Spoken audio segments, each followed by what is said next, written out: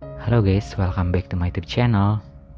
Sering kita bertanya-tanya kepada hidup kita begini-begini saja, belasan tahun atau bahkan puluhan tahun kerja, tapi nasib kita masih tetap sama, tidak ada peningkatan.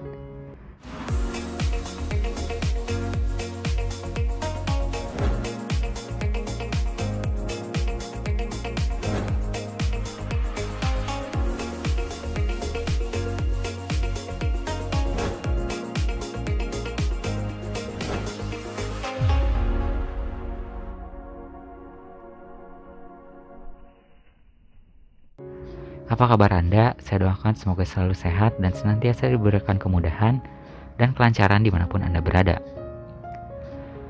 Sering kita bertanya-tanya kenapa hidup kita begini-begini saja, belasan tahun atau bahkan puluhan tahun kerja, tapi nasib kita masih tetap sama, tidak ada peningkatan. Sementara di sisi lain ada orang yang hidupnya terlihat sangat mudah bekerja, yang dilakukannya sangat minimal sekali, tapi dari kerja yang begitu minimal tersebut hasilnya sangat luar biasa.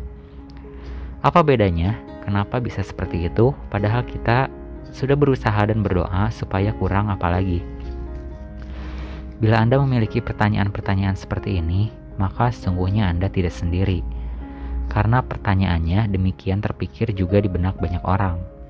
Susahnya adalah ketika kita terjebak di satu titik, orang cenderung berpikir, jangan-jangan ada yang benci pada kita, sehingga orang yang benci itu mengirimi kita guna-guna. Rezeki kita ditutup dan tidak akan pernah bisa kaya. Banyak dari Anda mungkin pernah berpikir ke arah sana. Memang akan jauh lebih mudah kalau kita menyalahkan orang lain atas situasi kita saat ini. Atas sesuatu yang tidak bisa kita kendalikan, kita lakukan, tetapi jika kita terus-menerus berpikiran seperti itu, kapan habisnya ya? Kapan selesainya? Kita terus-menerus berprasangka buruk dan menyalahkan kesuksesan orang lain. Padahal di dalam diri kita masih ada banyak hal yang perlu diperbaiki. Rezeki memang harus dicari, tapi orang yang sering tidak sadar bahwa ada beberapa hal dan kebiasaan yang menjadikan rezeki kita enggan mendekat. Termasuk yang pertama adalah kebiasaan mengeluh. Terlalu banyak mengeluh adalah salah satu kebiasaan yang bisa menghambat rezeki. Selalu merasa tidak puas, selalu menggerutu, seperti tidak mensyukuri apa yang sudah dimiliki. Padahal kita tidak menyukai kondisi kita saat ini. Yang perlu kita lakukan adalah membuat perubahan, bukan sekedar mengeluh saja, karena keluhan kosong tidak menghasilkan apa-apa. Kebiasaan keburuk yang kedua adalah terlalu materialisme. Mengukur segalanya dengan uang, memandang rendah orang lain hanya karena mereka kurang beruntung secara finansial. Mengagung-agungkan orang kaya hanya karena mereka lebih berduit saja. Padahal adalah tugas kita untuk memuliakan orang yang kurang mampu dengan cara bersedekah ya. Kemudian menolak rezekinya berikutnya adalah kebiasaan ini adalah memakan makanan haram. Dalam hal ini yang dimaksud adalah bukan sekedar daging babi saja, bangkai atau bahkan darah, melainkan juga makanan-makanan yang dihasilkan dari rezeki yang tidak halal, korupsi, mencuri, dan lain sebagainya. Kemudian yang keempat, Anda terlalu fokus pada dunia sehingga lupa mendekatkan diri kepada Sang Pencipta. Kemudian kebiasaan buruk yang nomor kelima adalah tidak menjaga badan. Padahal badan atau raga kita adalah modal utama untuk mencari rezeki. Tetapi kita kadang tidak sayang pada badan ini.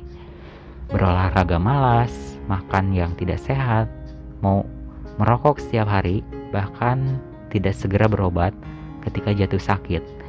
Lalu bagaimana rezeki mau mendatang?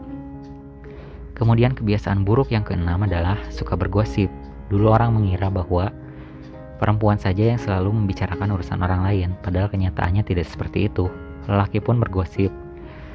Terlalu sibuk mengorek keburukan orang lain, padahal hidupnya sendiri pun tidak sempurna. Berikutnya atau yang ketujuh adalah kebiasaan mudah marah. Mereka yang mudah naik pitam dan tidak bisa memaafkan kesalahan orang lain adalah ciri orang yang tidak pernah merasa puas. Apapun yang terjadi, mereka selalu menggerutu, selalu menyalahkan orang lain atau nasib buruknya yang menimpa. Padahal ini hidup-hidup dia yang menyetir, dia yang menentukan. Ketika ia memberikan batu, Tuhan memberikan batu kepada dia malah menyalahkan orang lain. Sedangkan kebiasaan buruk yang terakhir adalah yang dapat menghambat rezeki adalah kebiasaan pamer. Bukan cuma pamer harta. Zaman sekarang, orang bahkan tega memamerkan amal kebaikannya. Baru berkunjung ke tempat pengungsian saja langsung sibuk foto-foto dan upload di media sosial. Padahal tidak semua yang kita lakukan tidak perlu diberitakan ya. Karena itu paling tidak, bila kita ingin ada perubahan dalam hidup ini, hindari 8 kebiasaan yang baru saja saya sebutkan tadi. Bukan hanya karena tidak baik bagi Anda, tetapi juga berpotensi menyumbat rezeki Anda sendiri. Banyak-banyaklah bersyukur dari sekarang. Semoga dari rasa syukur kita, Tuhan melimpahkan rezeki yang tidak terbatas. Dan dengan kelimpahan rezeki itu, kita bisa berbuat lebih banyak untuk lingkungan di sekeliling kita. Kurang lebihnya demikian dari saya. Semoga menjadikan wawasan dan sekaligus memberikan pembelajaran tersendiri. Terima kasih banyak telah menyaksikan. Sampai jumpa di kesempatan selanjutnya dan salam rahayu.